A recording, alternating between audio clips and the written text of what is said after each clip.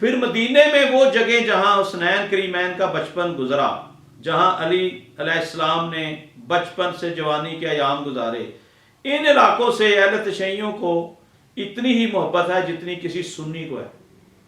ناظرین، یہ یہود و نصارہ کی ساری گیم ہے، اہل تشیع، سنی، بریلوی، اہل حدیث، یہ ساری گیم ہے۔ آپس میں ان کو وہ سمجھ لیں کہ ڈیوائیڈ کر دیا گیا مسلمانوں کو۔ آج مسلمان ایک پیج پر ہے، یہ ہمارا ذاتی معاملہ ہے کہ کس کا فرقہ کیا ہے۔ آگے سنیں جی، جو ایرانی اہل تشیع مسلمانوں کے پہلے قبلہ اول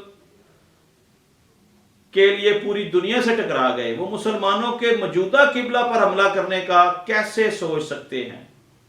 اس سے بڑا جھوٹ کوئی نہیں ہو سکتا۔ یہ سب کو سمجھ لگے گی۔ ایران کے پاس اطلاعات پہنچ چکی ہیں، ایران کو اب احتیاطاً سعودی عرب میں امریکی بیسز کو بھی نشانہ بنانے سے گریز کرنا چاہیے۔ یہ آج کی خبر ہے، اب احتیاط برتنی ہوگی۔ اور اگر